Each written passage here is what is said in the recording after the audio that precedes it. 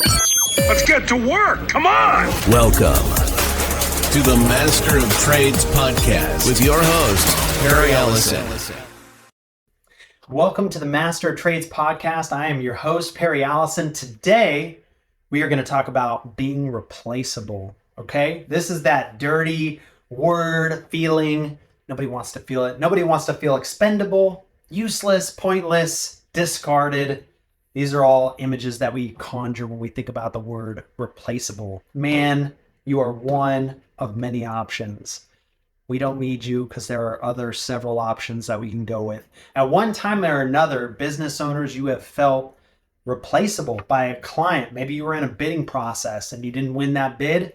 You felt replaceable. How did they see more in someone else, a different offer than they saw with me and my offer?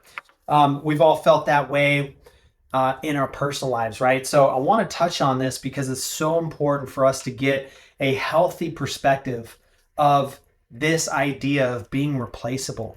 This is important not only for us at the highest levels of our business or when controlling the destiny of what we're creating, if we're on the journey of creating a business or pushing an idea, this idea of not being necessary or eventually being discarded is one we got to tackle, because being replaceable and being discarded and useless are really two different ideas. And so we've got to handle that properly. The truth is we are all replaceable. The world has never stopped on its axis because someone ceased to exist on this earth. You came, you will go, we are replaceable. So that as a foundation is a really great place to start, because now we don't have to figure out how do we become irreplaceable. That idea of irreplaceability is just not something that's realistic for us. And our people need help with this too, because it was brought up in a company discussion I had today. That's what spurred this on. I took some notes from our conversation on that, and I'm so excited to share that with you, because this is a point of opportunity and inspiration. Business owner, we first have to understand and get this idea that in what we're doing professionally, there are other options, and there will continue to be other options. There will be other businesses who come and go, who do something within your space, maybe better than you today, maybe broader than you, but there will always be another option for your company, for your customers. And so being replaceable is something that only scarcity-minded people fear. Okay, stay with me for a second. Scarcity mindsets look to protect. They look to protect what they currently have. That's the essence of it. The idea of scarcity is that resources are scarce. They're finite. There's only a certain amount, and whatever I have, I need to protect it. I need to look out for. And whatever crumbs come my way, I need to grab it as quickly as I can and hoard it.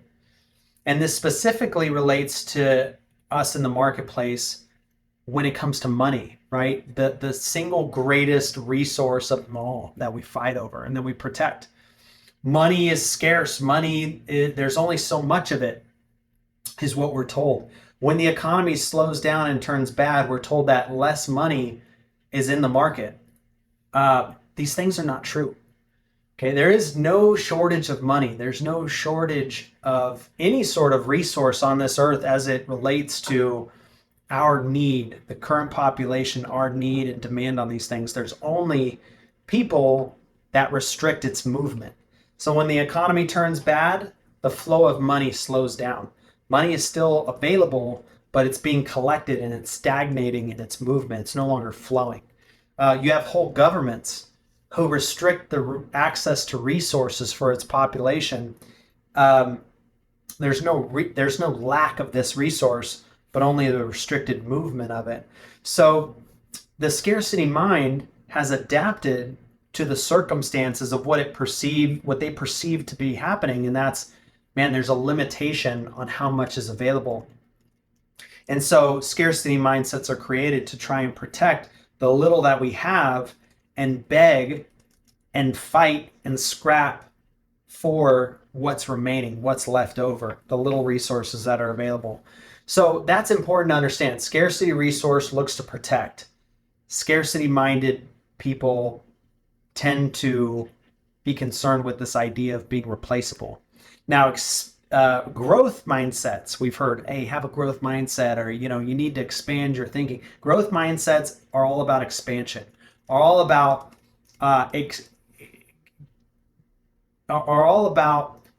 going beyond what seems to be the circumstance, what seems to be available, and expanding beyond that. So look at, since we've already established we're all replaceable, that's a place of freedom. That is something that is a fact. It's not going to change.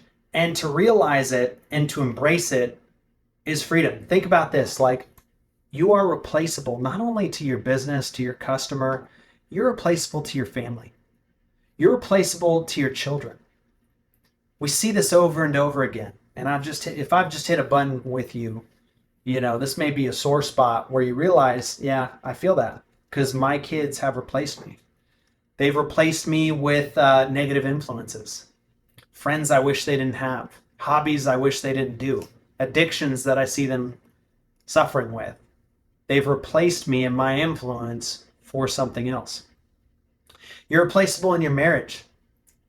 Man, we don't spend as much time together. We don't.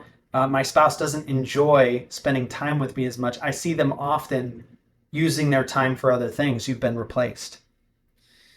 With our friends, we're replaceable with our friends. Man, I don't hear from that person as often. I don't hang out with them as much. You've been replaced.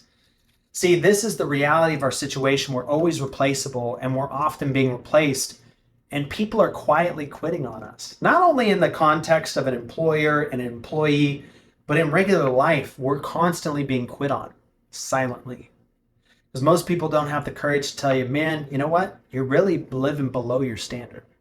You're living below my acceptable standard for what I expect in a friend, and a spouse, and a mother or father, an employee and an employer, right? So people will just quit on you, and they won't be honest with you and say you've been replaced, because that would be too brutal. But here at the Master of Trades podcast, we've got to come with you with the real. You are replaceable. Your people are replaceable.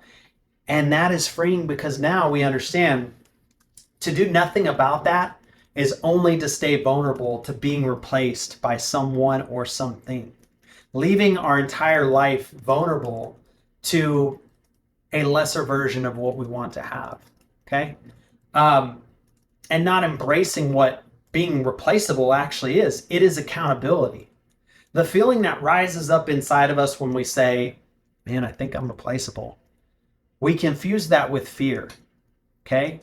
Or we insert fear. We insert this idea of, oh no, what happens if I fail to be irreplaceable? We say irreplaceable. It's not what it is.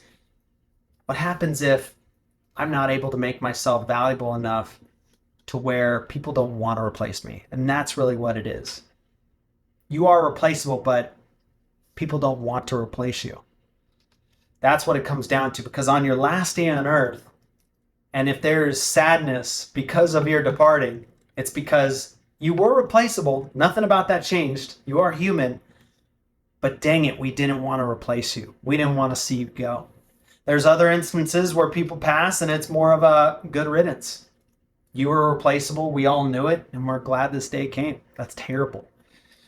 But you have people in your life that are either engaging with you and enjoy being around you because they see you as someone they don't want to replace, or you've had people, bosses, spouses, actively quit on you. And so this is so important, guys, in your business, in your hustle, that we understand there's always going to be someone there around the corner to take my position. If I ever devalue, fall below standard, if I don't uphold my end of the bargain, there's going to be someone or something to take my place. It's not love. If you don't look at your spouse and say, you know what, you got to get back on the workout trend. You got to start eating right. You got to start doing more. Hey, I believe in you. I see the potential in you. And so because I love you, I'm saying hard things to you. I'm raising the standard for you because I want to see you at your best. It's not because I want to fulfill my desire and that I'm so self-important that I need you to perform as a pawn in my ecosystem that where everybody orbits me. No, that's quickly found out. We see that in narcissistic people, egotistical folks, and most of those types of people repel greatness anyways. But real love is seeing greatness in other people and saying, man, there's more inside of you that needs to be pulled out. Um, so, this idea of we've got to recognize that we're replaceable. We need to embrace that and realize that what we're walking on is not a solid ground, but it's actually it's an opportunity to grow higher. So replaceability, what's exciting about that is that's a foundation for growth in every context. Let me explain that real quick. Being replaceable, having the attributes of someone who is highly replaceable is actually the most valuable person in your environment. Let's talk about in the framework of a business. When you have employees and team members and partners that know how to replace themselves, they understand the definition of what they do. They don't mix in any self-importance or any sort of, I've got the Sarah secret sauce that I insert into this and that makes me irreplaceable. No, when they look at what they do, the value that they give as really clearly defined, and they're able to quantify it, then that's a person who can take what they do and they can replace themselves. They can, another way to say it is multiply themselves. They can take what they did, the value that they deliver, and they can multiply themselves into someone else. Educating, inspiring, and showing somebody else how to now do that thing. Not only one person, but multiple people. They can create an army of people who know how to do that thing and to deliver that stream of value that they were once responsible for. They've just replaced themselves. They have leaned into this idea of replacing themselves. And now they're the most valuable person there is. This is not a situation where any right-minded business owner would look at that person and say, that means I don't need you. You've just replaced yourself. You're no longer valuable. Now that person actually understands the structure of how to arrange responsibility and priority and value and clearly define it and have somebody else perform that task. That is valuable. In your friendships, in your marriages, all this stuff goes hand in hand. Finding people who can replace themselves in the value that they deliver expands the value that they ultimately embody, that they ultimately represent. Okay, in my own marriage, let's get personal for a minute. So throughout the course of my marriage, we've been married, I think this is our 15th year. We've been married for a long time, lots of ups and downs. This idea of being replaceable, okay, especially in the context of having a spouse, it can feel kind of cold and distant to say, I'm replaceable as a husband. My wife is replaceable as a wife and a mother. It starts to question unconditional love, right? A lot of those folks who just want to stay the way that they are like, oh, I want my husband to unconditionally love me. No, you want your husband to put up with every mediocre, comfortable, overweight vice that you have and every apathetic hobby that you embrace, which is not love. That's not unconditional love. Unconditional love is I unconditionally promise to continue to push you to greatness and to be a support and someone who holds you accountable and also loves you through hard moments, right? All of those things where there's grace extended and all of that. I think we understand that. We're not trying to remove those sensitive moments where people are just vulnerable and need extra support. But the majority of time, people need to be challenged. We need to be pushed beyond our limits into the next level. See, this is where the average level thinking that just dominates the American population now is not about accountability. It's not about growing past comfort. And that's what we have in our marriage. And so, recently we've come to this crossroads where we're leveling up. We're leveling up together, but this really, has become necessary because professionally, I'm starting to move into spaces that I've never done before, have required me to replace myself in my businesses. And now I'm pushing into new areas of opportunity. So I'm actively replacing, delegating, and leveling up other people within the professional context so that they can now have an opportunity to grow and expand themselves. And I'm moving into higher levels of value. So as a result, business owners, you'll notice that that you're going to need to do the same thing. That in your home, if you don't have a foundation that's solid, built on understanding and a willingness to grow, you will soon plateau and hit a ceiling where growth beyond where you've already achieved becomes impossible, because you need that support, you need that understanding in order to go to the next level. You just won't have the capacity mentally, physically, or within your time and your resources. You won't have the extra space to take on new things. So we've encountered that in our marriage. And previously, my wife would handle everything in the home, cleaning, the cooking, the laundry, everything. And it's been, part of that has been a point of pride. Some of that has been an area of pleasure, cooking, right? And other things were just a complete nuisance forever. Like nobody enjoys folding, I don't think. But there are these things that she would just be occupied with full time in the home. And, to undo the necessity of someone thinking that those things have to be done by them and it's their responsibility as a mother, as a female homemaker, or a stay-at-home father, whatever the organization is in your home, to have that person say, well, I'm in the home, so these are the things that the person in the home does, to undo a lot of that and then to redefine, that's a unique thing. And you don't often have a lot of support in your everyday life with friends and family and community. Not a lot of people are doing these things, so you're kind of redefining. And in those moments, it's really important to fall back to this replaceable mentality. How do I become more replaceable? How do I define the value that I provide?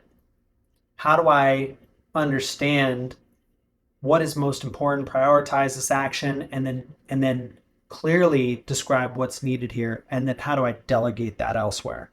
So personally, we've delegated all cooking, cleaning, laundry, to create more capacity for her to focus on our children, homeschool, nonprofit work, bringing our family and our connectivity as a family in my reduced time and capacity within the business. As the business and professional space takes more of me and I have less free time at home, the requirement of intentional connection and valuable moments within my family becomes more important. And so her attention in curating these moments and setting this up is so important. So without her replacing herself in these activities, it would be impossible for me to feel good about being in business more of my time and seeing my family and connecting with my family less. So, within your marriage, it's so important that you have these dialogues. This is something for us personally. Did not happen overnight. It's taken a lot of, I would say, years to assimilate in this way and become unified in this understanding. That's just based on two people that don't think alike. You may be in a marriage where you have both of you think similarly, and there's just a variety of different, obviously, circumstances, but it's worth doing. All in all, whether it takes you a week to come to this understanding or years and years, it has to be achieved in order for you to climb higher. And so that's big. So that's, I would say, the most sensitive of the examples, right, in a marriage. And so you can see how if in a marriage that's essential, this just falls out into every other area of our life, our friends, our hobbies, okay, our business, our work. We are replaceable. You and your people are replaceable. Multiplying ourselves out using the 5 M's: model, mimic, master, multiply, and monitor. So we're mimicking. We start first with modeling. We model successful activities. Then we mimic, we copy those activities. Then we master those activities. My wife has been there with the mastering of the home care, the homemaking. She's mastered that. Then she multiplied herself out of those processes. She's delegated those processes to others who can do those things to, I would say, 80% ability, right? Nobody's going to bake a cake like my wife, but we're at 80%, and that's going to be okay because there's just a larger opportunity capacity for her and for us collectively when she does. So you multiply yourself out, then you monitor. You continue to monitor and make sure that the outcomes, that 80% continues to climb a little higher. Man, that frosting's a little different. Ooh, that tastes good. I like that. I like how we're growing in those areas. So this is big. I guarantee this is the number one issue within your organization, your family, your people. It is a decay and a cancer on the human spirit. I believe there's tremendous amounts of potential and greatness inside of humans. And the thing that keeps us from accessing it is obviously within our mind, but specifically within the mind, what is it? It is this idea that I am not valuable. And if I open myself up to asking myself that question, what is my true value? Am I replaceable? Let alone ever trying to magnify and actually expand our replaceability. Like, that's powerful. So that's likely a message you probably have not heard. Become more replaceable. Embrace being replaceable, and then teach your people how to do the same thing. You're going to see much more success in your family, in your business, in your friendships. You're going to have people stop quietly quitting on you. Okay, your spouse is going to want to look at you and hang out with you. Your people are going to appreciate, and you're going to see them rise to levels that you've never previously seen or expected. You're going to have your friends more engaged, wanting to be with you and hang out with you because you've raised your standard and recognized, man, what am I doing to add value to people today? And have I been replaced? Would I replace myself? Listen, thank you so much for joining me on this journey of exploring being replaceable. I'm your host, Perry Allison. Thank you for joining me here at the Master of Trades podcast, and I'll see you in the next episode.